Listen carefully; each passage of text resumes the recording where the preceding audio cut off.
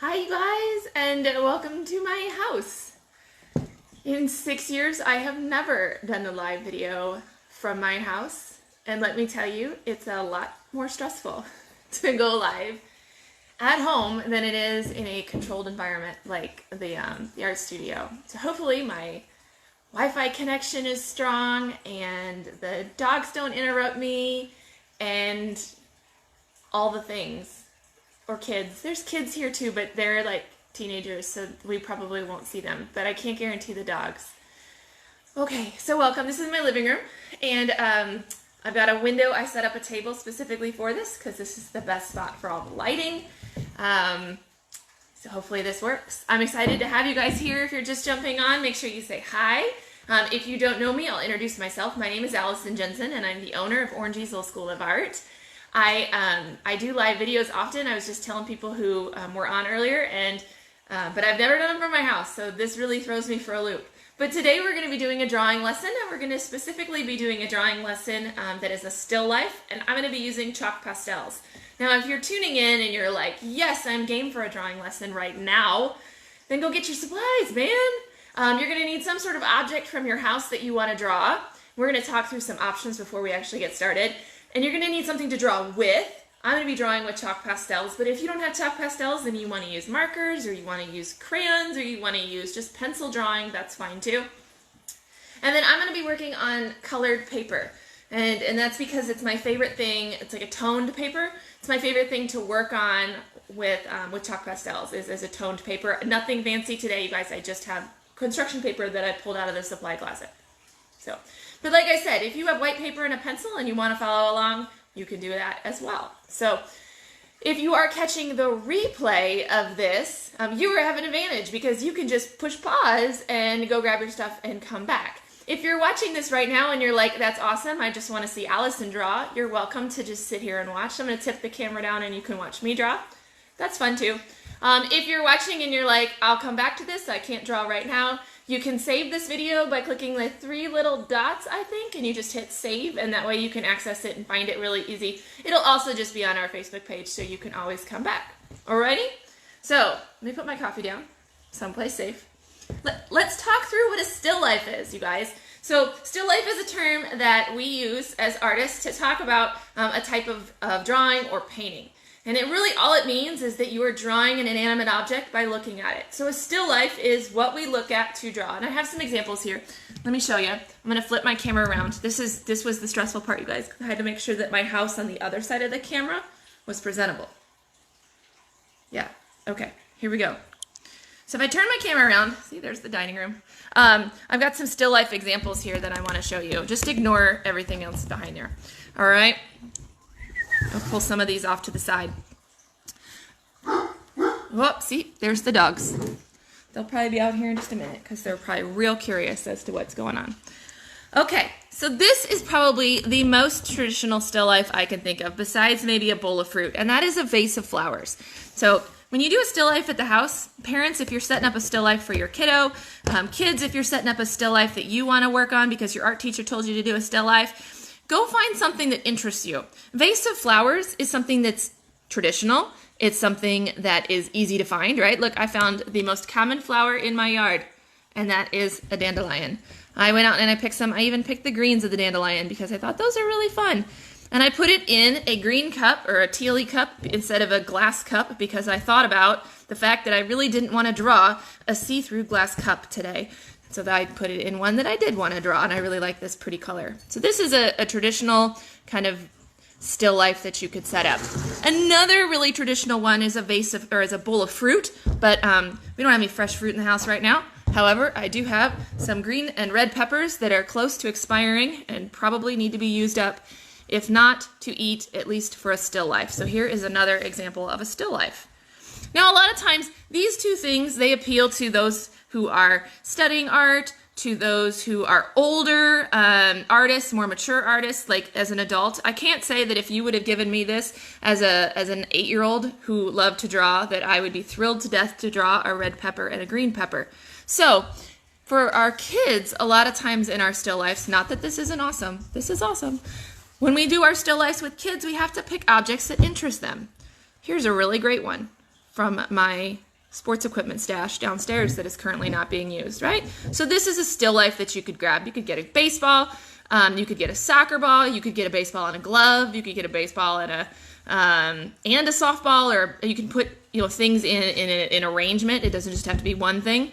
But when you pick up something that you love and you get to really study it and draw it, then it's a lot more interesting than, say, just a red pepper or a green pepper, unless you love red peppers and green peppers. So the nice thing about this is this one here is deceptively difficult, right? We think, oh, baseball's easy. It's white and red. But is it really? Look at all those colors that are in there.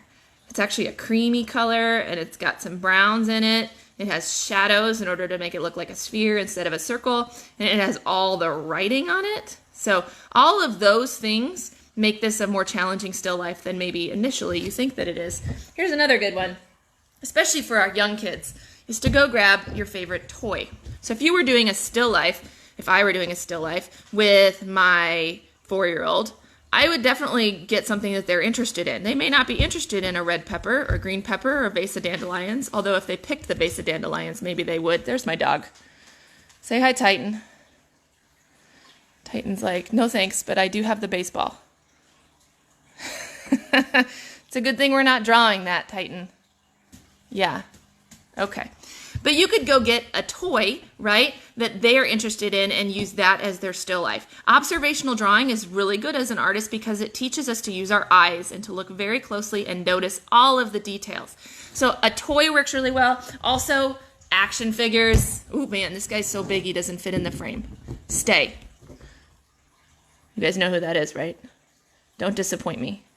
That is Leonardo. That is the best Ninja Turtle that there is. I could have picked any of the others, but I didn't. I picked Leonardo because he's the best, okay? So if you were to put this out for your kiddo as an invitation to draw, they could notice all sorts of details in the toy and in what he's wearing, in his figure, in his body, that maybe we wouldn't get if by looking at something flat. So that's what still life is for. So I'm going to set this stuff off to the side. I'm going to set this off to the side. I'm careful where I put the peppers because the beast will eat them. Won't you, Titan? He's like, yes, I will. Yeah, okay. And I'm going to do my vase of flowers. So I'm going to put the camera back around to me for just a second. I think I put it to me. Let's find out. There I am.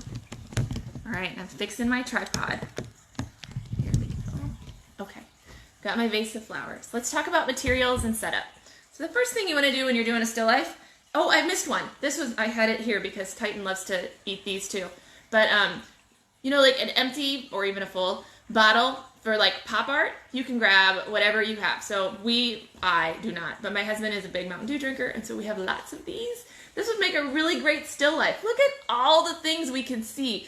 The light that hits it, the shadows that we see, all of the reflections, as well as all the text and typography and the color that happens. This would be an awesome still life. So there's another option there. I'll set that someplace safe from the puppy.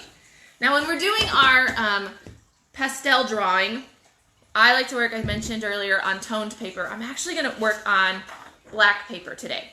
But you can work on like a light blue paper, or even this one here that is a little bit off-white. It's kind of a grayish color. And just, I don't know, I like it for pastels. I feel like it gives a richness to the colors. Almost like if you were, if you're painting, right? So let's say you're painting a wall. Has anyone ever painted a wall a really dark, deep, or bright color? I painted my kitchen red. It was a phase. So I painted it red. And the walls were white, and I put on the red paint right on the white wall because I didn't know any better, and I was probably like 25, maybe younger. So, and instantly the wall turned pink, and I'm like, oh, that's okay. The next color it'll be red instead of pink. Well, you know what? It wasn't. It was still pink. It was pink for probably 10 colors, and I know Chad is watching because I see you, and Chad's like, you idiot. Because Chad owns like the coolest painting company ever and painted all of the orange easels. But you have to prime it with a deep base before you put colors like that on, so you don't have to do that. So that's what this is. This is my deep base. And so when I put on my chalk, which is a little bit translucent, I have a deep base under it, and it kind of makes my my colors that much richer, as opposed to a white base, which pastels them down a little bit. Okay. If I were to use like a blue sheet or a green sheet, like a really deep, dark piece of construction paper that's a nice saturated blue instead of like this one here that's like a robin's egg, it does alter the colors. Does that make sense? Because that little bit of a blue hue will show through on your yellow pastel that you put on top. And you get a greeny yellow until you get the layers really built up. The black, you don't see that. You get a nice toned color. So I'm going to start with black. And then I've got my tub of pastels that I just took from the studio, because I have that advantage. But these are chalk pastels. They are from...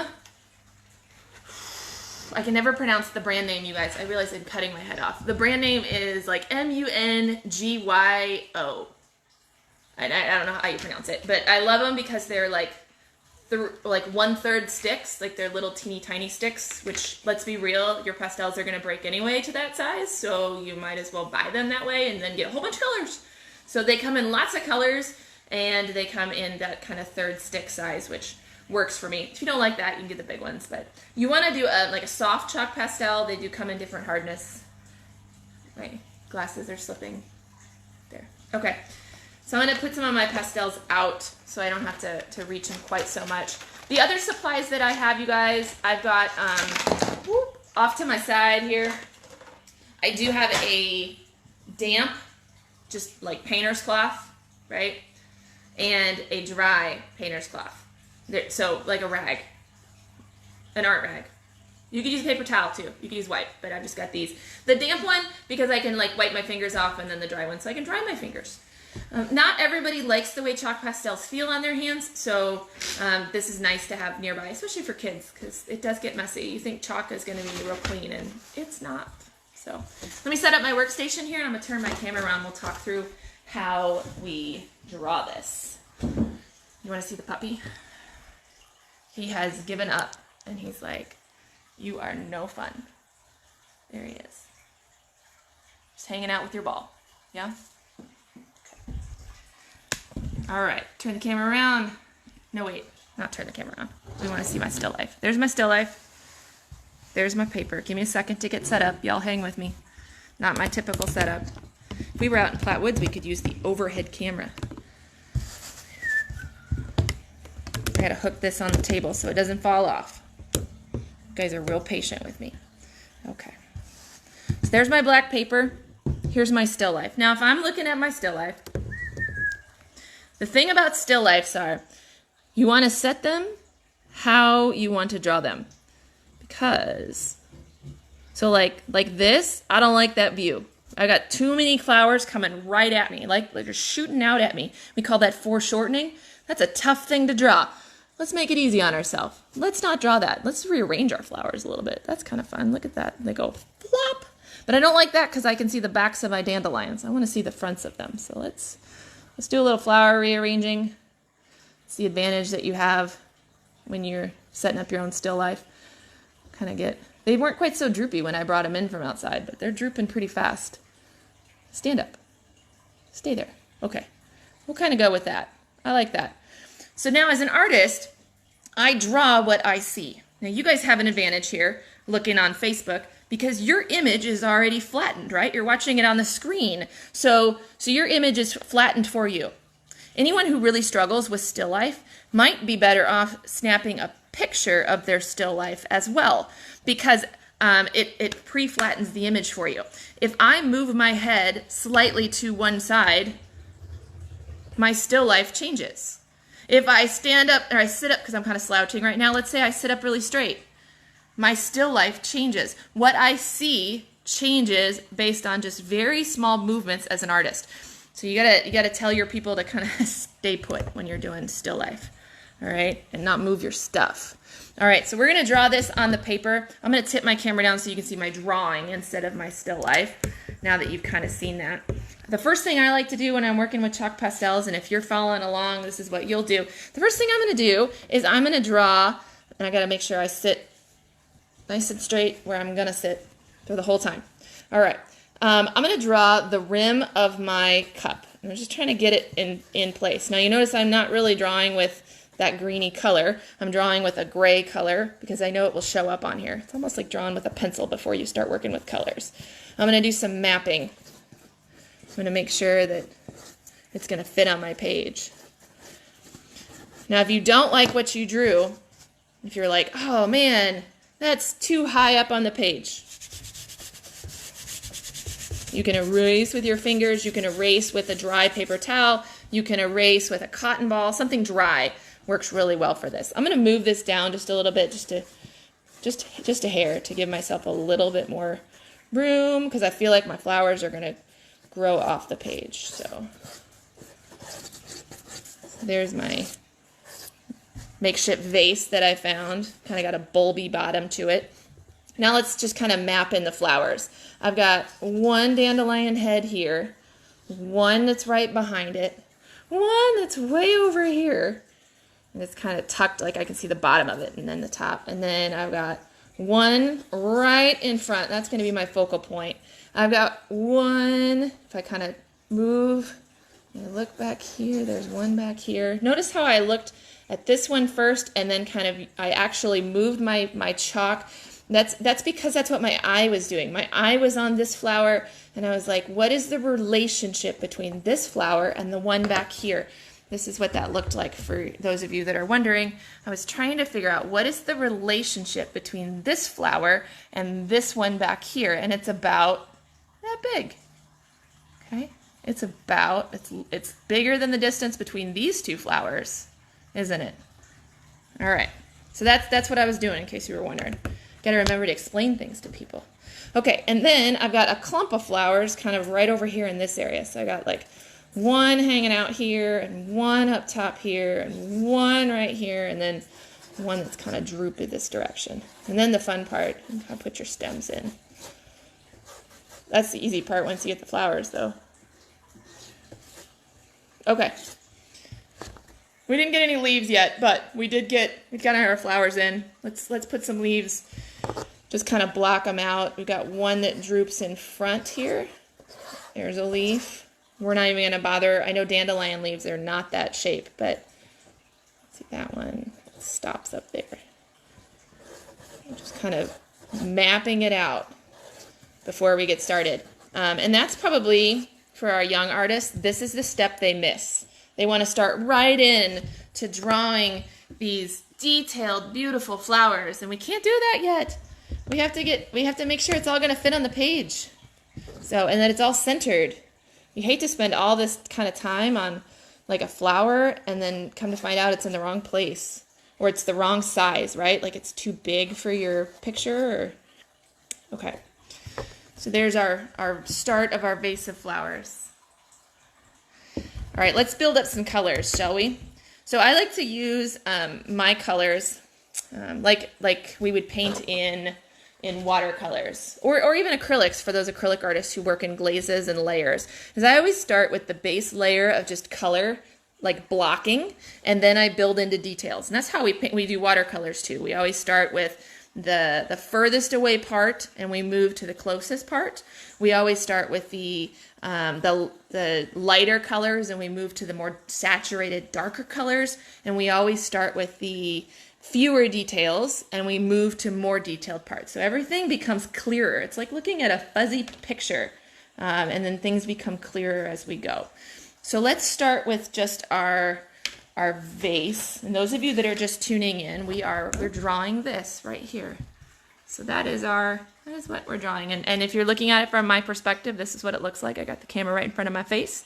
And that matters for those of you that are turning in, because depending on how I move the camera, what you see and the arrangement of your flowers changes. So this is mine. I'm going to see if I can find a teal color, but I'm not really finding a perfect one in my bin, so we'll probably end up doing some mixing, which is so fun. Did you know you could mix pastels? All right, so we're going to start. I've got the side of my pastel. I'm going to block in this color down here. I know there's a leaf there, so I'll kind of go light there.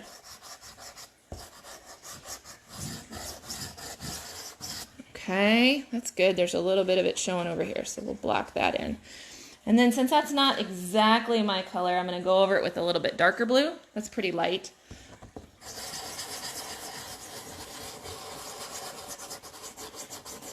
Have I mentioned that pastels make a mess? Because they do. I don't know if you can see, but I already have pastel dust happening here. So I'm not pushing real hard on my paper. I'm just kind of running it over and putting some color down. When we work with pastels, we want to build up layer after layer after layer of color. The construction paper, see the dust? Ooh, the construction paper has like a tooth to it. We call that a tooth. It's got a little bit of a rough texture, so it holds onto the pastels real well. Okay, let's put in a little bit of green color. So I've got a bunch of different greens here. I'm gonna go ahead and go with this dark green here and see what it looks like. We can always go lighter. Oh yeah, let's pick a different one. Looking for like a grass green. Ooh, I like that one. Give me that one. This one here is like an olive green, I think. Your pastels get kind of dirty, especially when they sit in a bin with a bunch of other pastels, but they're real easy to clean. Just rub them on a cloth or a towel. We started at the art studio keeping some of our pastels. We have so many pastels, you guys, but just keeping some of our pastels in a bag with rice. And just the friction of the rice cleans off the outside of the pastels, which is amazing. So we didn't do that with all of them, but some of them. All right, so we'll block in what's going on over here and what's going on back here.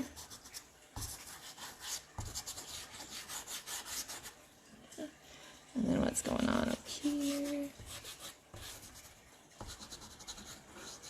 All right, so that's fun. We got a little bit of a green leaf going on. Let's do the best part, and that's my dandelions. I got to take a second. My fingers are messy, so I just got my towel over here. I just rub my fingers on my towel. That one's damp. If you missed earlier, I have a damp one, and then I have a dry one. I just rub it on a dry one, and now they're clean. That keeps me from getting smudges on the outside of my paper. All right, I got a really bright yellow here, kind of a banana Laffy Taffy color. And I know our dandelions are a little bit orangey, but like I said, we're going to mix colors and we'll end up with getting the right color in there eventually. A little bit at a time.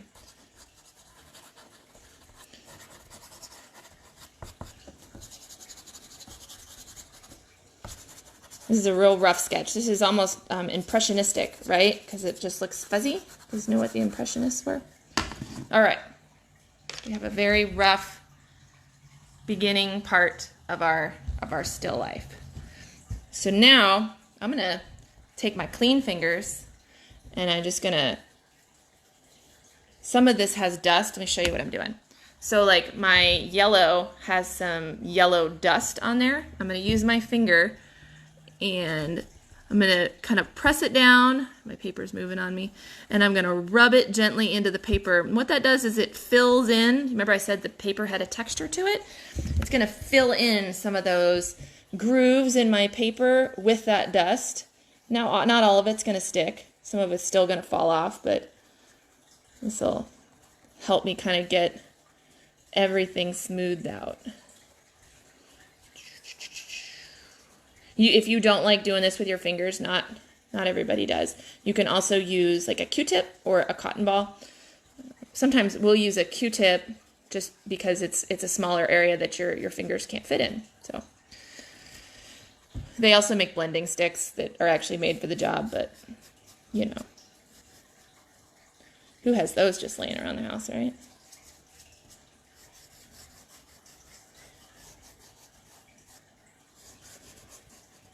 Okay, so you see when we smooth it out how much you can't really see the texture of the paper as much anymore. We've covered up the black of the paper because we've taken the dust that's sitting on the outside and filled in all of those grooves that didn't get any color from the initial pass with the chalk. All right, so now what we didn't do is the inside of my pot, right? We got to get that.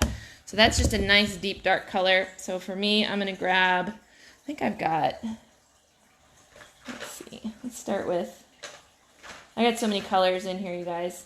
Got to pick a good one.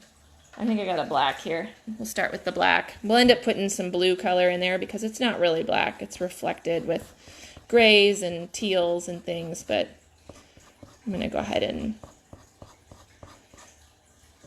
fill that with a little bit of shadow. That might look harsh now, but that's just because nothing else has a shadow on it. All right, so now we're going to work on the vase part, and then we'll get up to the flowers. So for our vase, the first thing I'm going to do is pick out the colors that I think I need to match that pretty vase. Right now we're mostly blue, but if we're really, being picky, we need to get a greeny color in there. We also need to get a highlighted color in there, right? Because my vase has a highlight on this side over here. It has a shadow on this side. It's not really a vase, you guys. It's like a mug or a Yeti cup. So, and I don't always, I'll be real honest with you guys, I don't always know what color would work best, and a lot of times it's just guesswork. So you put a little on, you take a little away, until you get it just right. So I'm going to start with this green because I know that the first thing is it's too blue and not green enough. So let's put a little bit of green, and this is just kind of like a grass green, maybe? Yeah, it's not as dark as it looks on camera when you look at the stick.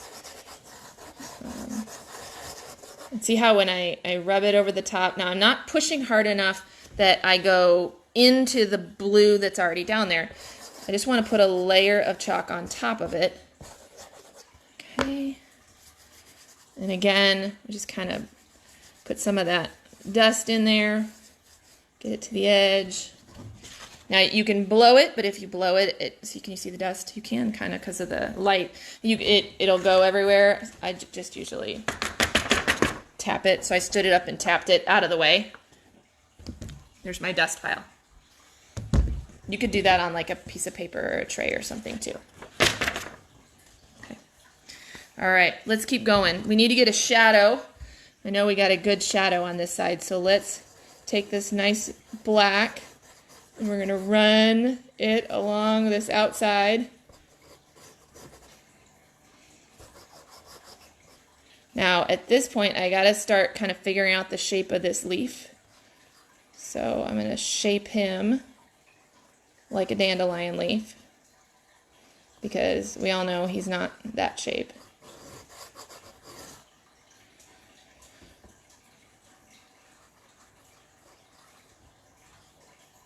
Okay, and then we got a shadow back here.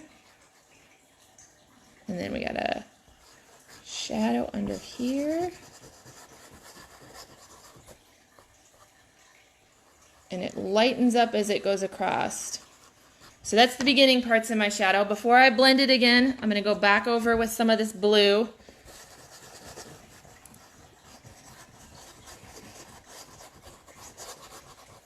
Pastels are all about layering. A lot of times people think that they look fuzzy and they look unfinished, and it's just because you need to keep laying down more and more pigment.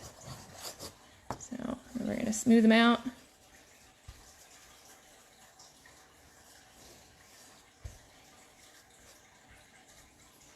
So we build up all our layers.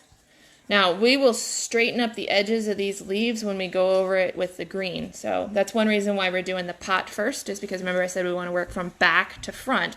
Our leaves are in front of this vase, so we want to make sure that we do the vase first. All right, so we kind of have a subtle shadow there. Tap off the extra. I'll show you what this looks like so far. Yeah? Let's put a highlight on the other side. I'm going to grab, this is the one I picked for the highlight, and it's a little bit dirty, so I'm going to wipe it off with the dry one. And we'll go over here. Now the highlight on my vase kind of goes right up the middle here. So, whoops, make sure it's clean. Come on, there it goes. You notice I use the side sometimes, but this time I'm using the point of it. If I use the tip of my pastel, it lays out the most pigment. It also leaves the most dust.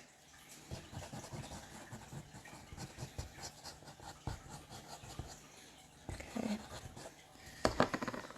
Ooh. Here we go. Let's go back in with this blue. got this bluey green. And I'm going to try to clean up the edge of my vase a little bit. I keep calling it a vase. You guys know what I mean though, right? It's a cup that's actually holding my stuff.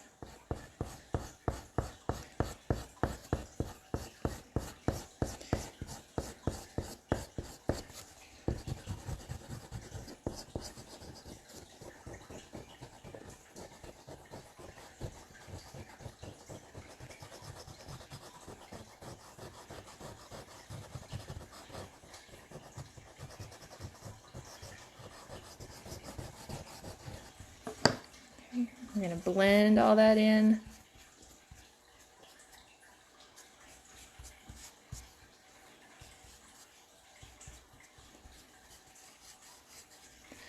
All right, we'll go one more time here with the black, and then we'll take a break from what we have going on down here, and we'll start working on some of those leaves. So notice as we've gotten richer, right, in color. So it's got a little bit bolder color happening here. But I'm also working on making sure my edges have a little bit more of an edge to them. They're not quite so fuzzy as they once were. Just clean up my edges a little bit.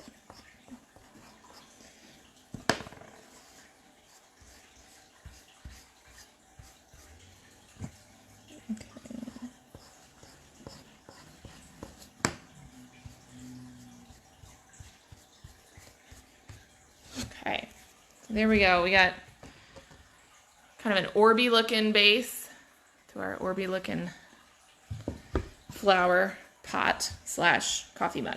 Speaking of which, we should drink some coffee. All right. The last thing we're going to do is dandelions. So it's time to work on some leaves here. I'm going to grab some leaf colors. So here's that same green that I used. I also am going to need a bright green. Oh, this is the green that I used initially to color the leaf. That's that army green or that olive green. My dandelion leaves have some wonderful yellowy highlights to them. So I'm going to grab this one. Ooh, that's a fun one. Okay, we'll need that. And let's see if there's anything else in the box. I think we'll stick with that for now. So see what we can come up with. We might need the black again to put in the shadows. Now, not everybody will use black to do shadowing. You can also use brown to do your shadows, or you can use the complementary color. So we could use red to do some of our shadows. Did that blow your minds? This leaf right here, can you see that some of the shadows are like a brownier shadow instead of a grayer shadow? You could do the brown color by adding red in those areas because red is the complementary color for green. But we're just going to stick with black for now. So here we go. Let me make sure you guys can see what I'm working on. I'm going to start with the very back leaves, and I'll move over to these things over here, to this one in the front. These three in the front are the ones we'll do last. So this one back here, I really like the color that we have going on. I probably shouldn't have put those there. So move that off there. So I'm not going to mess with the color too much. Unlike the pot that our flowers are in, where I had to kind of alter the initial color, I like that one. So instead, let's just work on some shadows and some shape. So start with this one. We'll start with shape. So if I outline the shape of this leaf back here, it's got some pointy edges to it as it wiggles back into the distance. Okay, that's fun. All right, and then it's got a center vein that goes down it, and I know there's a vein there because the light hits it and it makes a highlight on one side. So here's that center vein. It also has a shadow on either side of that vein, right? Because wherever there's a highlight, there has to be a shadow. So let's put a shadow. This is my black. Now, it's really hard. See, I'm floating. No, you can't see. Hang on. Show you. So I'm floating my hand up in the air as I'm trying to trace this itty bitty line for the vein. You see the vein back there in that back leaf? It's really hard to balance my hand in the air. I've got shaky hands to begin with, and then I drink a lot of coffee. So in order to help me, I will brace with my pinky on a spot that is safe. So on a spot that isn't colored. I will brace with my pinky, and then I will draw the line. I also make sure that my elbow is on the table, right? Just to kind of give me some stability when I'm trying to do a little bit more detailed work. And then short strokes. Short strokes help too. So there's some shadow there. That looks real harsh, don't worry. We're gonna lighten her up. Okay, get some shadow there, some shadow here. All sorts of good stuff. This one kind of has a twist to it going back. That looks pretty harsh and scary, doesn't it? So I got like black lines going on in my leaves. Trust me, it's gonna be okay. It's all gonna get toned down. You get that. We got a shadow on this side of the vein. And then down here, this part of the leaf gets real dark because it's kind of back into the cup, right? So, all right. Now I could use my finger. I could use a Q-tip to blend that in. I'm actually going to go back in with this same green color. And I've got like the corner of it, and I'm just kind of in a small circular motion going right back over the top of it. See how that helps kind of dull it down a little bit. And I don't just want to color all over it because then it might move the black where I don't want it. Until you've fixed your drawings, all of these colors can move. We don't necessarily want them to go everywhere. We want them to stay within the bounds, but I'm okay if it spreads a little and kind of blends out. Just so we're not quite so high contrast. The other thing that did is it filled in some of my green so that it wasn't quite so see-through, and now it's a little bit more rich. We'll go back in with a little bit more highlight. I could use white for my highlight too if I didn't want to use this really bright greeny color. Almost looks like the same color as my dandelions. So get that one in. Now what's fun, you guys, is my dandelion leaf. Let's see, I'll get a close-up of one. Look at these really fun veins that are going on in there. Can you see those? All right, so the reason we can see the veins as an artist, the reason that we can see veins is because there's a shadow on one side and there's a highlight on the other. A lot of times we draw veins as lines, but really it's a ridge.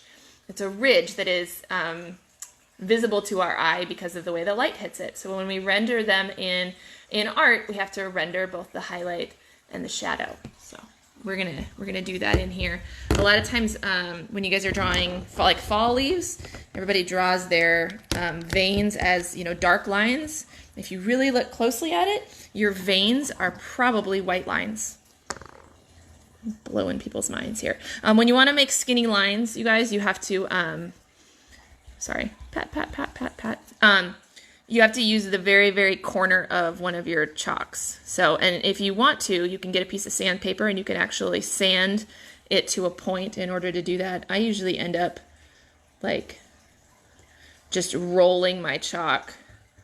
So I'll make one mark and then I'll roll it.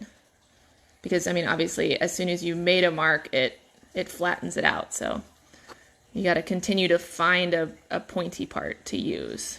Find a new edge all the time.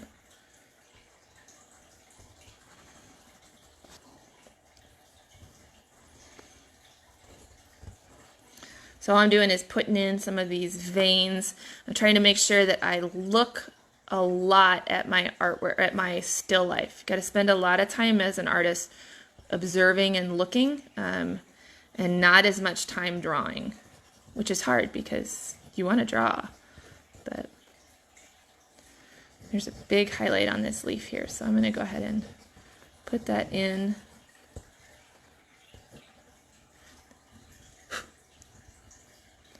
Tried to blow that, but I can't because my camera's in the way. There's the edge of that leaf. So I took the edge of my chalk and really made that so that that shows up. There's the edge of that leaf. Try to clean these up so it's a little bit less impressionistic and a little bit more kind of where it jumps off the page. So there we go.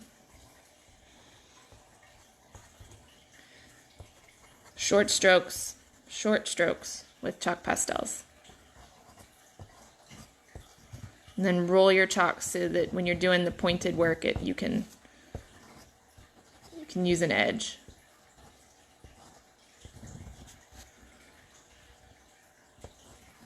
All right, so I feel good about that one. We might come back to it, but let's stick with it. Let's do the 2 more over here, and then we'll get in on the front leaves. Unless you guys get bored of me, in that case, we'll start straight in on straight in on the dandelion flowers. But if you're happy with me, I'm happy being here. So I think I forgot this whole leaf right here, so I'm gonna just fill him in. Okay. Come here, you. There's actually 2 leaves there. Okay, so our shadows here, we got some at the points. We got some on the underneath, because this one's actually folded in half, which is crazy.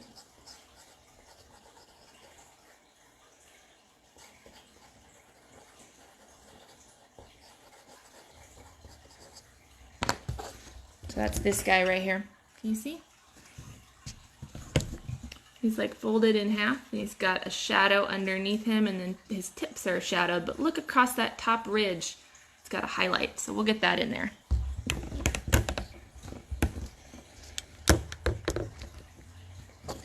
First, let's kind of make this black so it's not quite so shocking. So I'm back in with the olive color. I'm just kind of softening it up.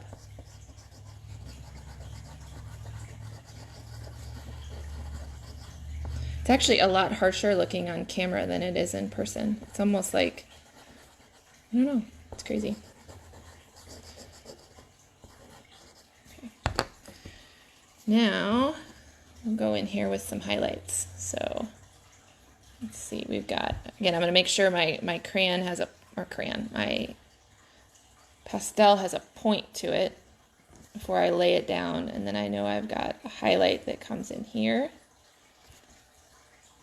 And a highlight that goes back here.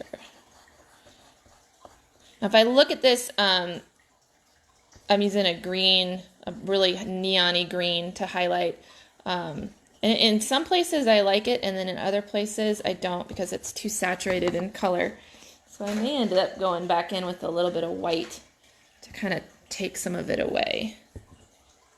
That's the nice thing about the white, is it gives you light, but it doesn't bombard you with a bunch of color. So put that there.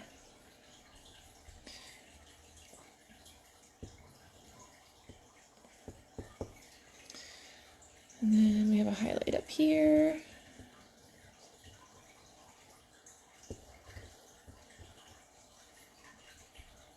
Yeah. Then this one here's got a highlight. Well, I've got the white out. We'll get back in with the shadow, but it has a highlight at the top of this one too. And then it has a shadow.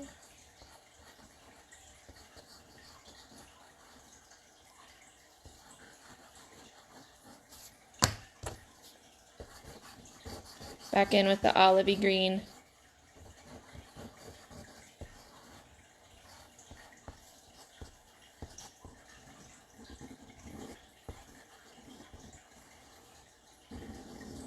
Clean up my edges. It's called the contour. Go through the contour here. Make sure that it's the shape I want, and I didn't lose my shape from all the shadowing and detailing.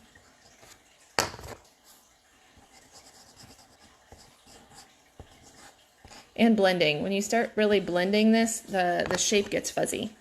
I feel like when I work with pastels, a lot of times it's a lot of back and forth. So you put it in, and then you put the next thing in, and it fuzzes everything up. So you have to re-put in whatever details you just added. So it's a lot of back and forth until you get to what you like. Fuzzy that up. Straighten up our edges.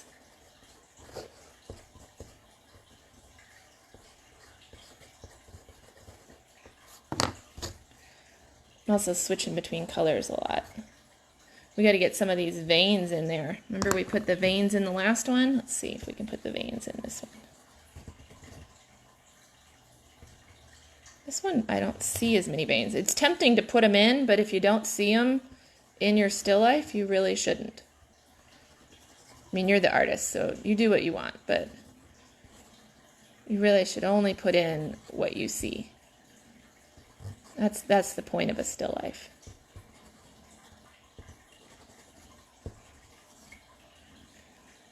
It's so funny seeing this on camera, because it looks different. All right, so here's what we got so far. I'll show you this way. How's that? Maybe that'll work. There we go. So we're making progress. Moving along. Now I look at this from a distance and on camera, and it looks like my leaves aren't as saturated green as maybe my plant is, right? They're more of an olivey green instead of a grassy green. So that's something I could change by adding more of like this color if I wanted to, but I'll probably just leave it. Because you guys really want me to get to the flowers, I think. Don't you? I know I do.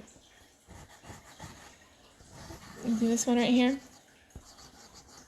This really fun shaped dandelion leaf. I feel like the points on the dandelion leaf are so important when we, so that it reads as dandelion instead of sunflower or who knows how many other yellow flowers there are. I don't even know. But I know there are other yellow flowers. Get this highlight in. It comes up here before it disappears into the vase. Tone that down with a little bit of white. And then add in our shadows.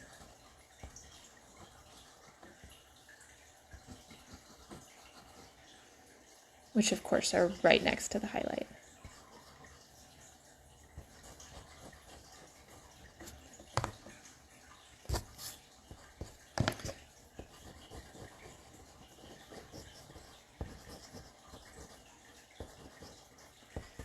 You're very welcome, Kathy. Thanks for watching. I feel like I'm moving really slow for you guys, so thanks for hanging around with us. Not something that necessarily goes quickly. Unless you're doing a time lapse, right?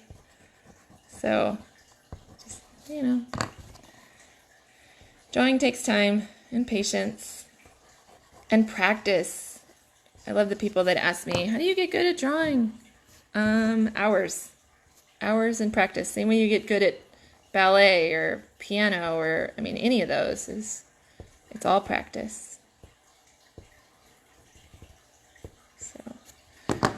Let's go ahead and we're gonna see how this one kind of got lost. Maybe not so much on camera, but it's lost, man. It's hidden into the vase. So I'm gonna almost carve out that leaf edge, and then same thing over here. It's there, but it's not quite as, like, it's not jumping off the page like it was before. So make sure I have a nice clean edge next to the blue. And you can make that clean edge with any color. I did it with, in the lighter areas, I did it with that green. Now I'm going to go in here with this black. Clean that edge up.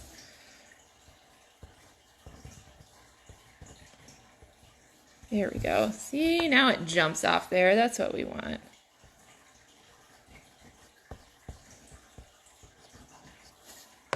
Let's get just a few more highlights on this front leaf. I feel like it's an important one because it's right in the front. Okay. That white is really, really bright. It's really high contrast, right? So if I wanted to dull it down a little bit, I would take, I could do it with my minger, but then I might lose the edge. So instead, I'm going to take this green and just kind of tap, tap, tap it over the top in the right motion. Here we go. That looks good.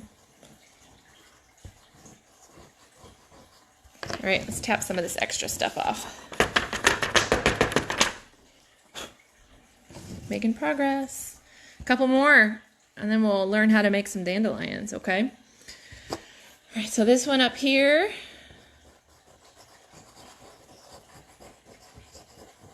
this is that grassy green that I said we could change the color. Remember how we did the pot too, where we put that base color in? Do that there.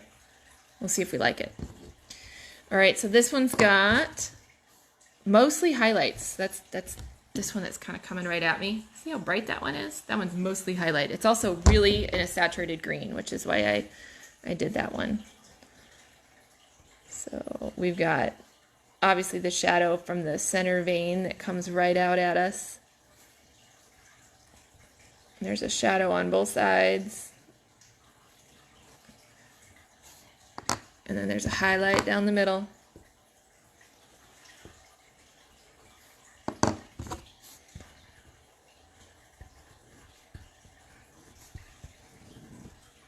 I got my knuckle down on the paper to help me draw straight.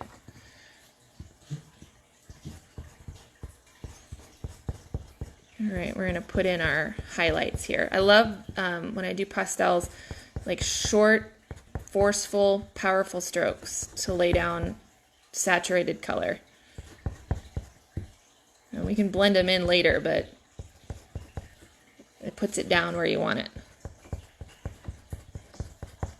So we got some highlights in there. Let's put some shadows.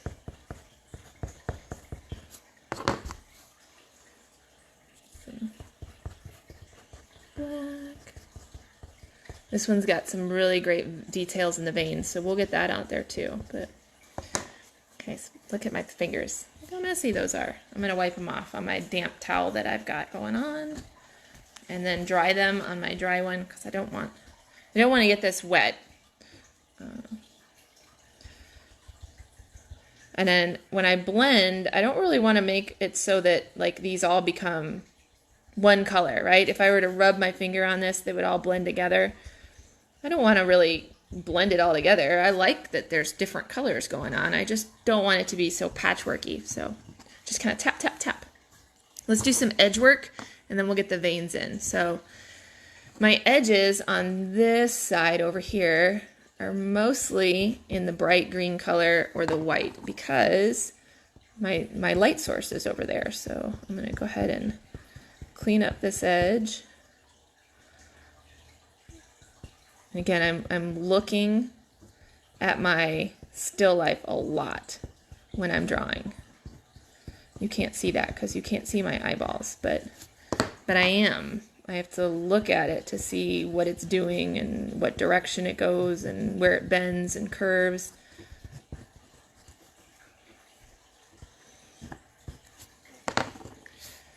Okay, this one, it does have a shadow right here.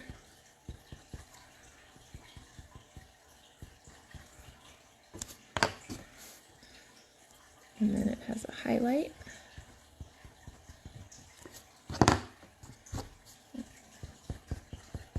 Use my green to kind of blend that.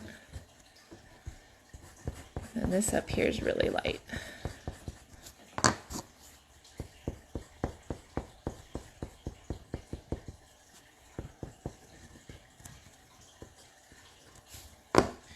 All right, there's one side of our leaf. Let's see if we can get the other side in, and then we'll put some veins in there. This one is pretty, doesn't have a whole lot going on this side. It's just a pretty green color, but it does have a good shape, so we'll make sure to get that shape figured out. Remember when we first put it in, we just did like a blocking technique. We really didn't do much with the specific shape, especially where the points were. So we'll get that in now.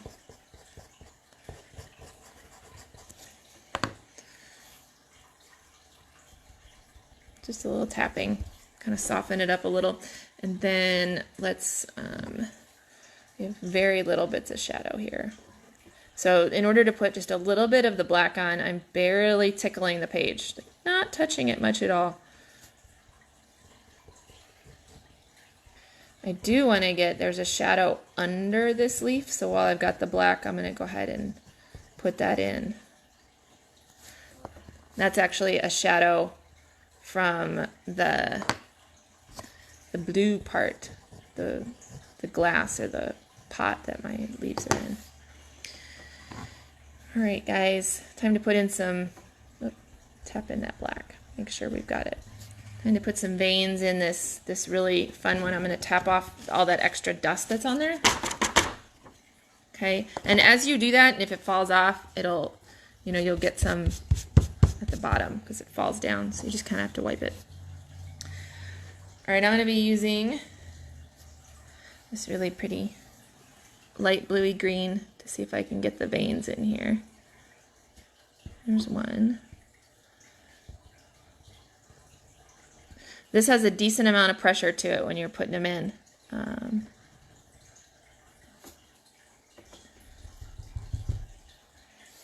Then there's one up here. If you really wanted to, you could also, you could use a chalk pencil for this. So like a white chalk pencil if you wanted to get really detailed. I think they even make chalk pastel pencils. So like it's just like the pastel, only sharpenable, so you can get a nice sharp edge. I've never used them, and like I said, you can just run this on a piece of sandpaper too to get yourself a clean edge. I just kind of keep rolling mine until I find an edge that is strong enough. Grab some white.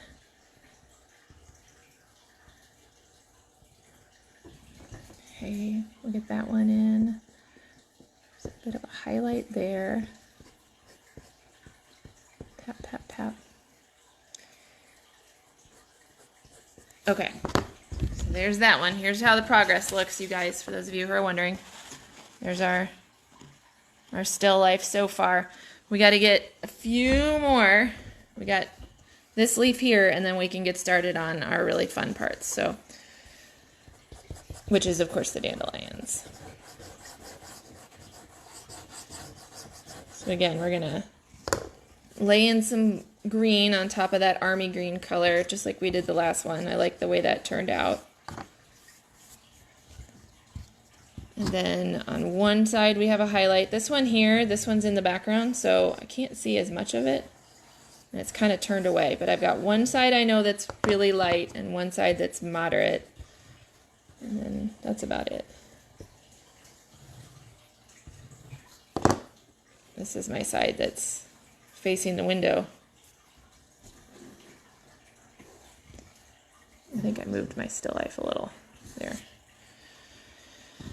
Okay, we'll get our vein going down the center.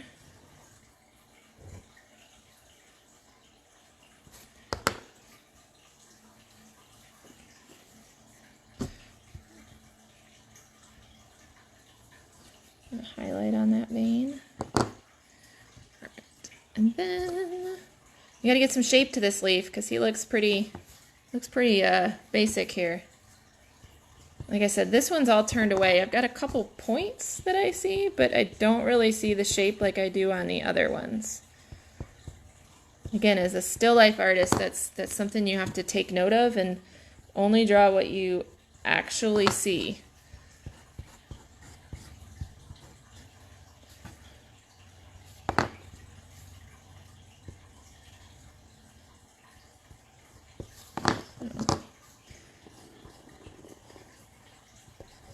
We'll go with that.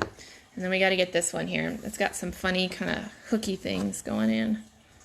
You like my descriptive words? This is how my brain works. It's got some hooky things. So give it some shape here.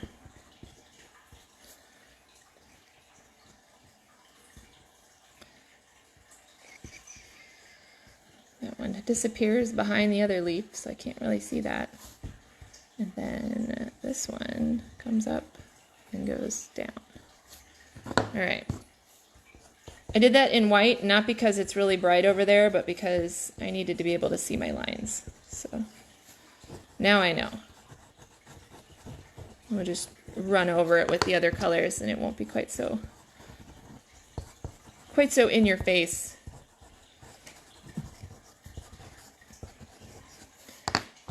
All right, and this part of the leaf has some shadows because it's turned away from the windows. So we'll get those in.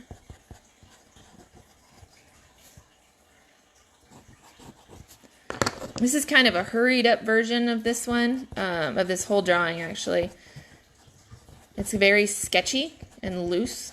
If you wanted to keep going with this, you would keep putting like layer after layer after layer of color until it wasn't sketchy and loose, right? And you would blend a little bit more.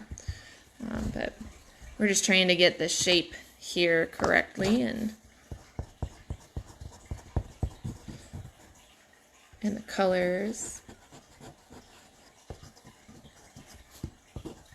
Okay, now we got to get the veins in. There aren't very many on this one. Let me see. That one right there on the side. This one. There's just maybe a few right here, but not a whole lot that we're seeing. So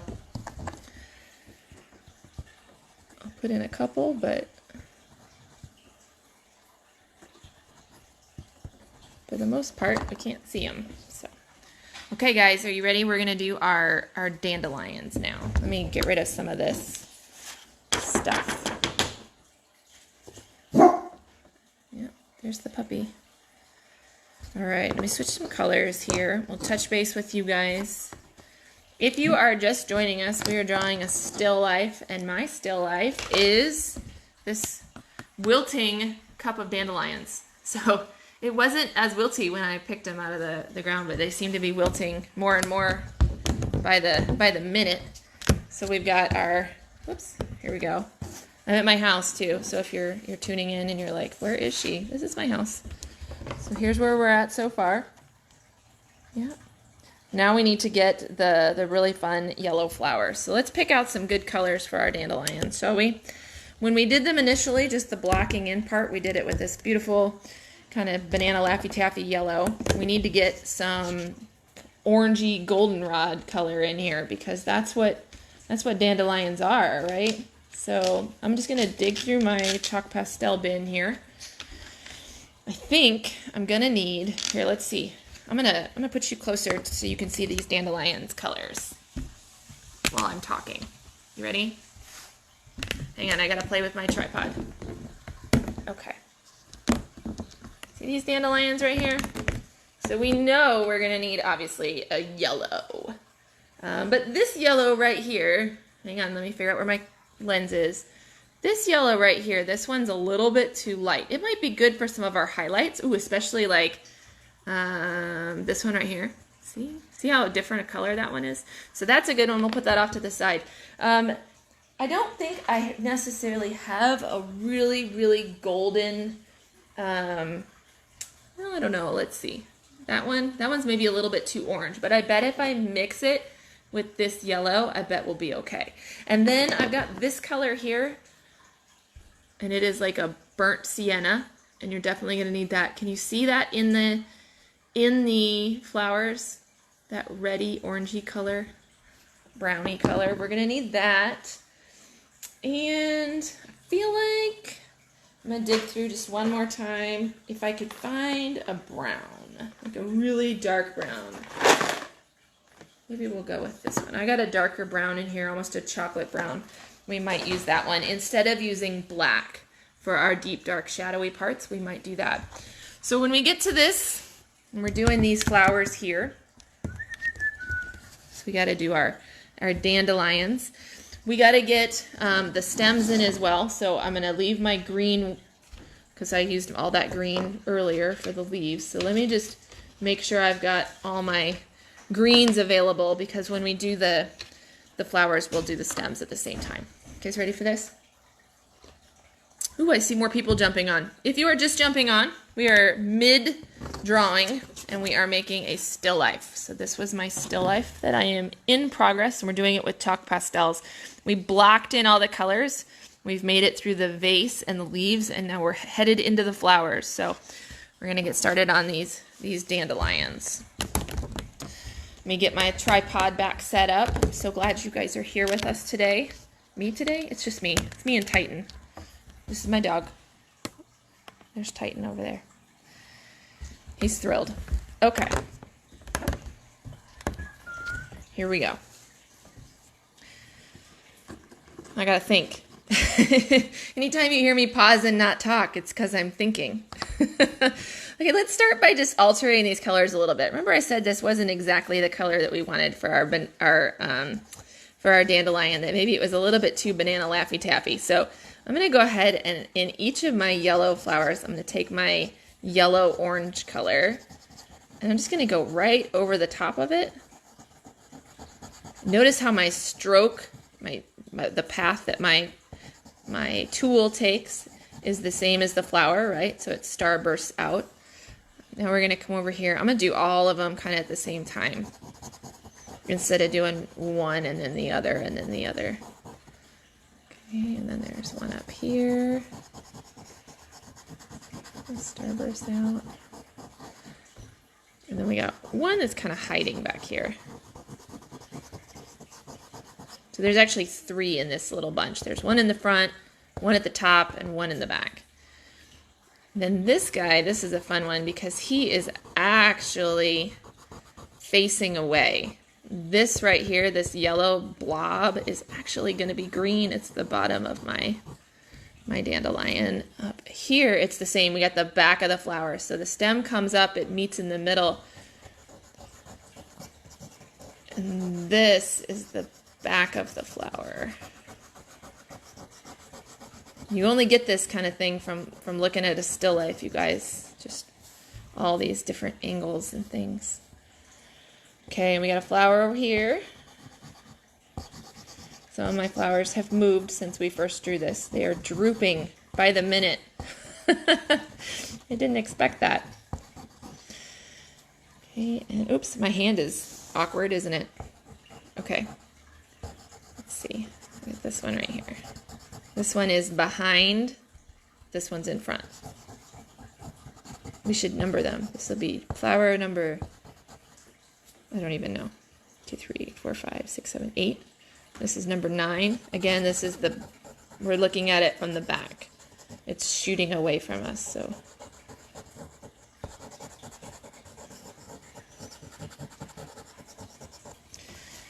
Okie dokie, Smokies. Woohoo! That's so fun. Now, let's get in some of the stems, because remember we do the least detailed work first. So this is our kind of blocking in that we did before. Let's start over here, because I like this one. This one here, you guys, it's got the base of the flower, and it kind of cradles. Okay. And it swoops in here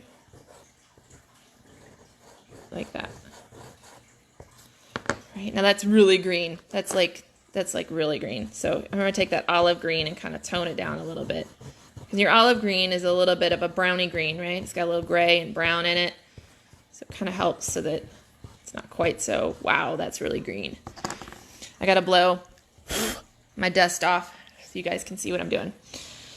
All right, that's a good start for that. We're going to add in highlights and shadows and different things, but that's a good start for that one. Let's do these stems. Now, this clump of 3 flowers here. Hang on, I'm going to move my tripod. I feel like you guys are in an awkward angle. Oh, there's the other dog. Now I have 2 dogs with me. Okay, so this one has 3 flowers, and it's got just a bunch of stems coming down right here, like in a whole bundle. So I'm just going to draw them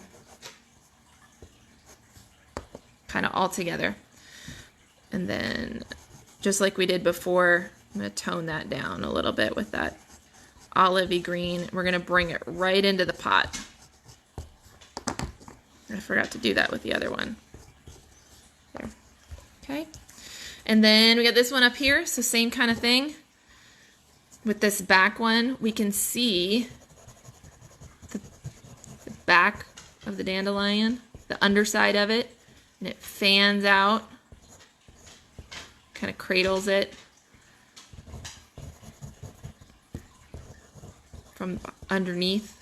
You guys know what I'm talking about, right? It's where you hold on to them and pop them off. Just me.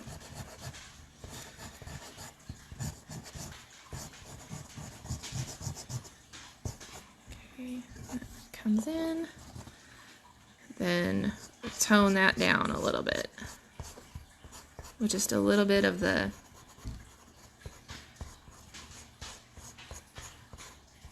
army green.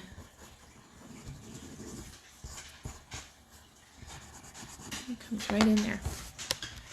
Okay, want to see where we're at so far? Everybody who's watching, there's our update. Coming along. Can you see how my flowers are not standing up nearly as tall as they once were? That back one back there, the one right there, he was standing up a lot taller earlier. I guess I've been drawing for too long. Hi, Sophie. This is Sophie, my dog. Hi. She wants attention. Yeah. Tip my camera down and let's keep on trucking. We're going to be done here in, I would say, 5 more minutes. I think the flowers are going to be the fastest part. Okay, we've got some stems back here. This one back here is another one where we see the underside of the flower because he's spraying away from us. And we see all that green as it kind of cradles the yellow flowers, and then it comes down behind these flowers. It comes in front of this leaf, but it goes behind that leaf, so we got to make sure that we don't put it in front. Whoopsies. There. And we'll use our army green and just kind of tone it down. Now, all of these stems, they need highlights and they need shadows, but right now we're just putting the color in. Last 3 flowers that need stems. We've got these 2 over here. This is one reason why we work back to front is, look, I can put this right over the top of that leaf. Okay. Now, if I were drawing this stem and that leaf just wouldn't go behind, right? Like the pigment wouldn't allow me to put more pigment on top and cover it up.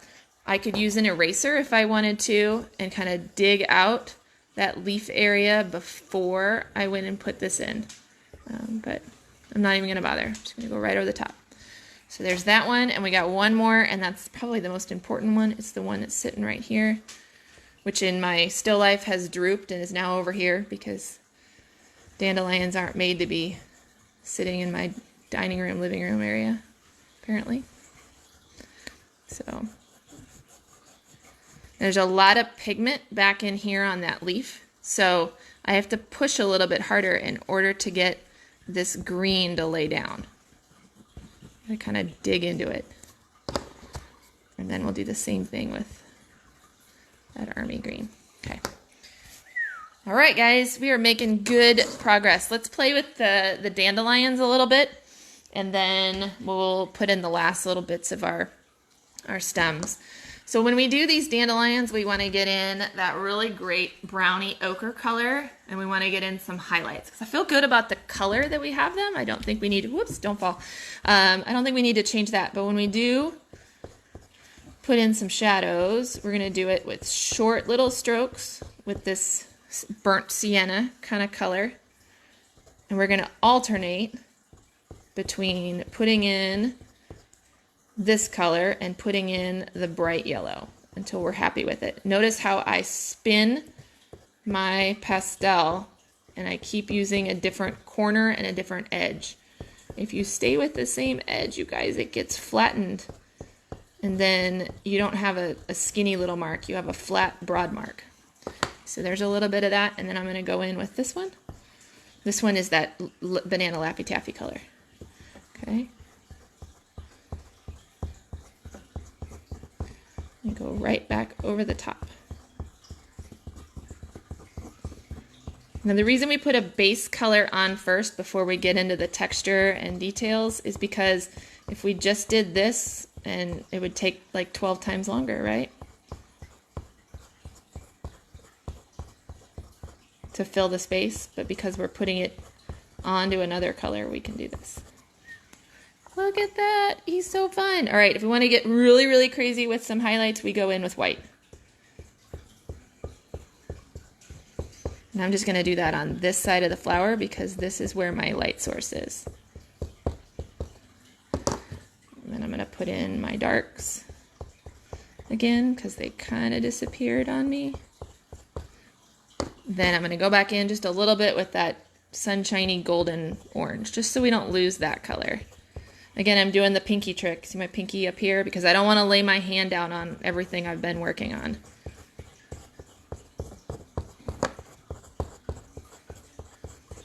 Okay, so we got one little dandelion done. Look at that. Let's do another one. I want to do this back one back here because I think he's so fun. So he's got, and we got to kind of look at him back there. See how I can see the underneath of him? This is this guy right here. Okay, he doesn't have, whoops, sorry, focus. Right here, not on my table, on the dandelion. There it is. He doesn't really have that reddy browny color to him. He's mostly the yellow color. So instead of putting my shadows with the brown, I'm going to use my black. Because his shadows actually look a little bit more gray than they do that warm brown. So, and it's good because while I'm at it, I'm going to go ahead and put the shadows in my green. So remember we had that underside kind of cradling in, so we'll just make sure we get that in there as well. And then while we're at it, we'll go ahead and put a shadow on the stem and a highlight.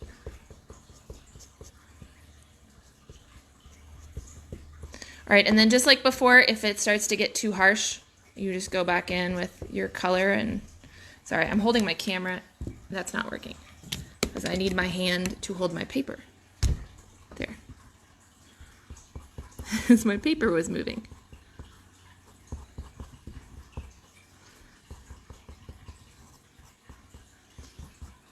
Okay.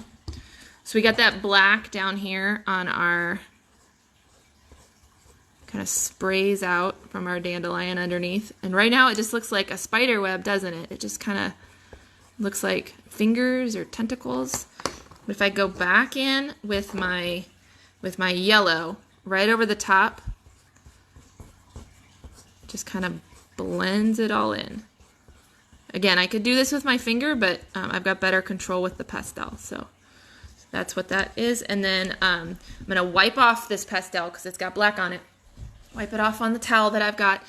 And let's go in and just put some highlights right on the tippy tops.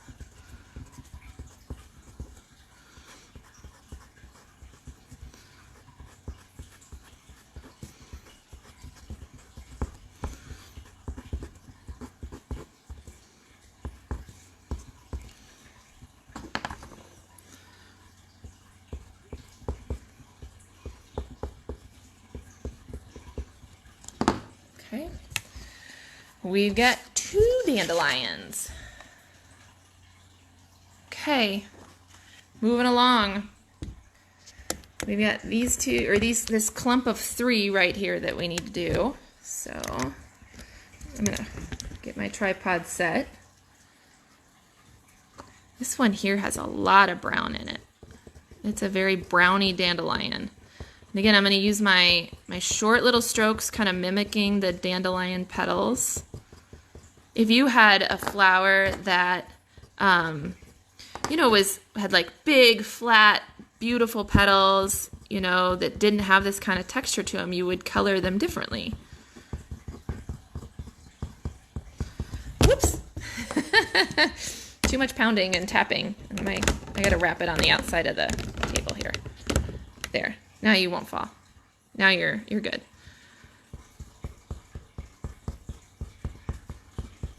Again, I got my knuckle on the table so that I'm not just floating my hand in the air and tapping. It gives me stability.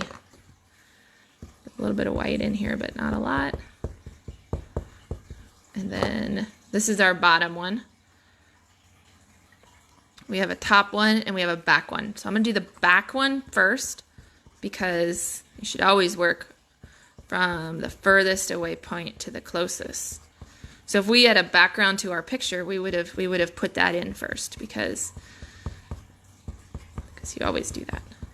We don't have a background. We might put a ground, we might put a table just so that it's not floating in the air, but I don't really see myself putting a background in here. If I had planned on a background, we would have done that first. A couple more.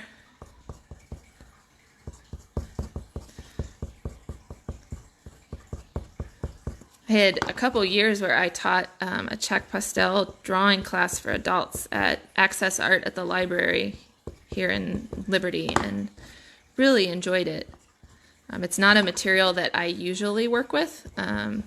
It's never my first choice, but it's a really fun drawing medium. It's very painterly to work with. So all right, here we go into the center of this one, which has a little bit of brown at the center, and then it's got a lot of this really, I call it the banana Laffy Taffy color. So the yellow that doesn't have any orange in it. So we're gonna spray out from the center here.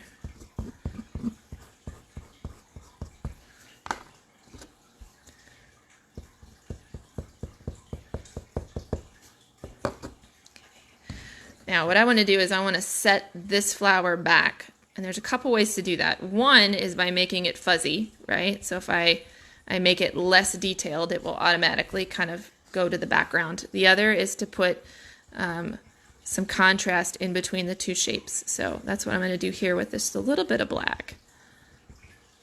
Is I just kind of very gently trace and tap. I'm going to darken up this one that's in the back. And then make him fuzzy, so he doesn't stand out quite so much.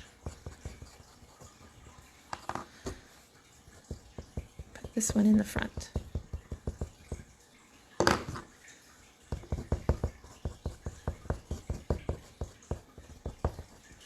Okay, and we'll do our leaf or our stems on this guy here. So he's got some highlights on the stems as they go down into the pot and disappear. We'll do this guy. So again, kind of like the one up top, he's got black on the underside for the shadow.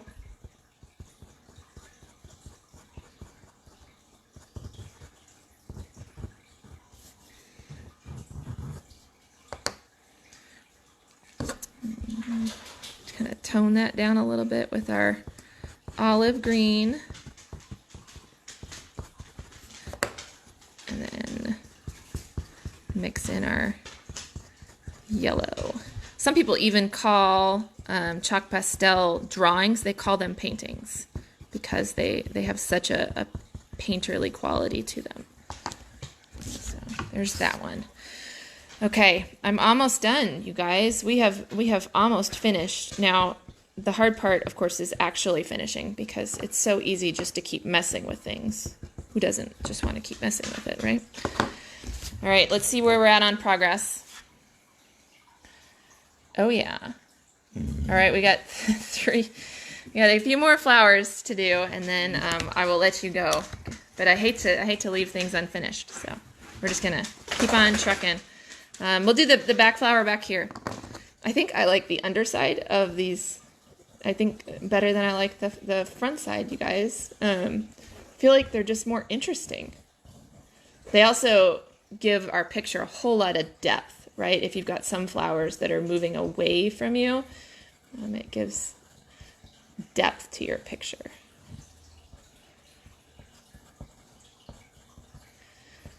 This one's got... It's fun because this one has a highlight that is hitting. Can you see that? It's hitting right on this underside here because, again, the window is on this side of our still life. So we got a little less shadow going on in this underside than we do on this one, because this flower is actually turned to the window, so the underside is in shadow, but this one is turned away from the window, so the underside is highlighted. And then the top is in shadow, which is interesting.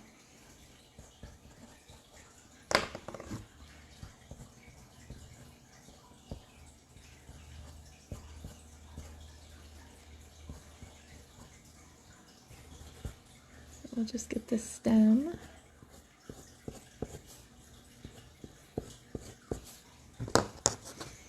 Trying to see over my camera. I guess I could just look at the camera and draw instead of looking at my paper, but that would seem silly, right? Woo. Okay, so that one's good. I guess I should put a little bit in this. There's not a whole lot going on in the details of this flower because, like I said, he's pretty far away from us, but we'll put in a few just so he matches all the other guys. Okay, and then the last two flowers over here. This one is in front, and this one's behind, so we'll do the one behind it first.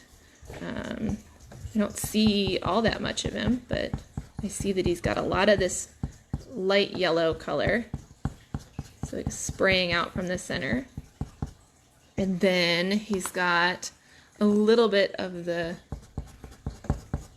orangey yellow color and a very, very little bit of the brown, but not a lot, so we won't put a lot in there.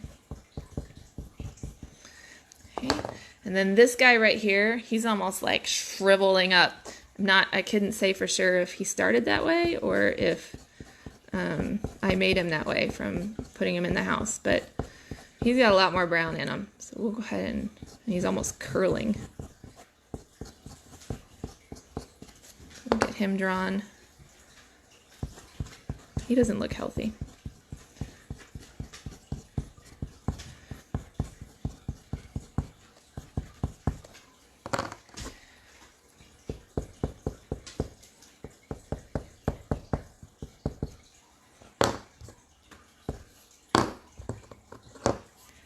My fingers are getting messy, you guys. All right, and our last little bit is the stems here. I gotta put my camera down. I can't hold it. Okay, because I want to hold my paper for this part. So we've got, because I can't do short strokes as much when I'm doing the stems, so I'll be real careful. Go right down here for one stem, and then we got the other stem that comes behind. Like that. We'll just soften that up with a little bit of the other green color right over the top and give ourselves a highlight on the other side. We start to lose this leaf that's in front, so I'm just gonna clean them up a little bit.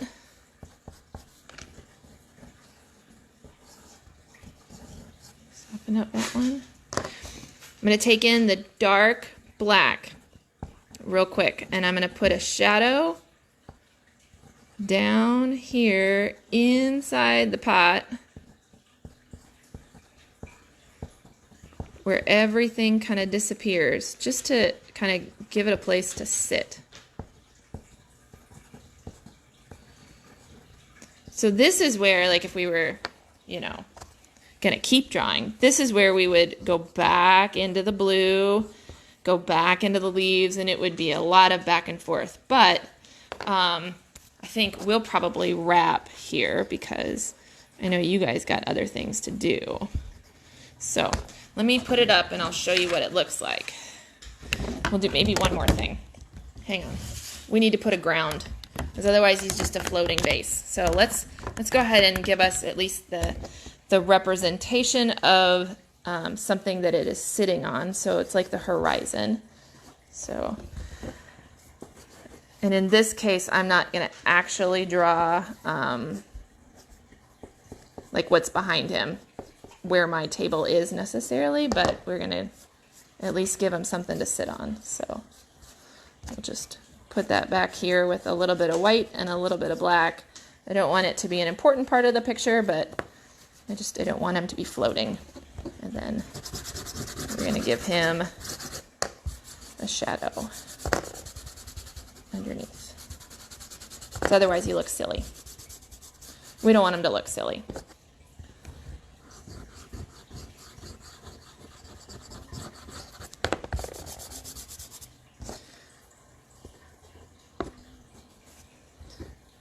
All right, we'll call it good. You want to see? Let me get my tripod so it can stand up without me holding it.